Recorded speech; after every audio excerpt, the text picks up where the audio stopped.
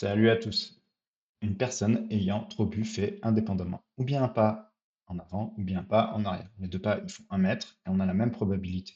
Chaque pas, donc, est bien indépendant. Quelle est la probabilité qu'après 10 pas, il soit à son point de départ? Quelle est la probabilité qu'après 10 pas, il est avancé de 5 mètres? Et où se trouve-t-il en moyenne après 10 pas? On va répondre à ces trois questions. La première question, donc, c'est quelle est la probabilité qu'après 10 pas, il soit à son point de départ? Eh bien, on va noter x, le nombre de pas en avant. X, soit x, le nombre de pas en avant. Eh bien, ceci, c'est 10 épreuves de Bernoulli, dont le succès est faire un pas en avant, dont la probabilité est de 0,5, ce qui nous permet rapidement de dire que x suit une loi binomiale de paramètre 10, puisqu'on a fait 10 pas, et de probabilité p 0,5. Donc si on veut être revenu à la case départ, au point de départ, il faut avoir fait 5 pas en avant et 5 pas en arrière. En tout cas, le même nombre de pas, et vu qu'on a 10, eh bien, c'est ça.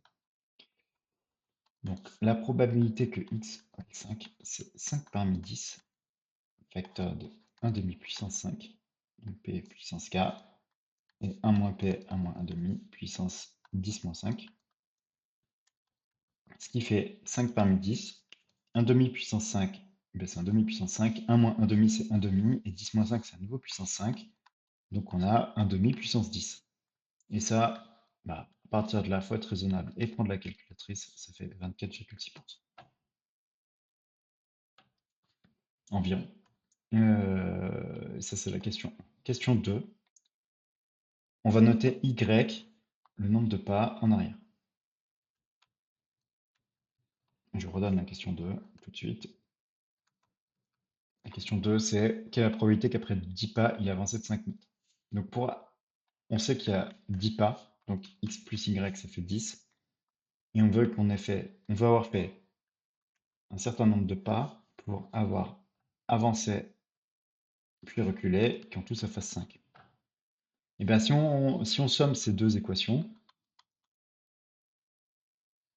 ça c'est 1, ça c'est 2, si on fait 1 plus 2, ça nous donne 2x égale 15, et donc x égale 7,5. Or, les pas, c'est des entiers, donc ça c'est pas possible. Donc la probabilité recherchée, donc P de notre événement A, qui est avoir avancé de 5 mètres en 10 pas, eh bien c'est 0. La question 3, eh bien, en moyenne, on aura fait NP égale 10 fois 1 demi, donc 5.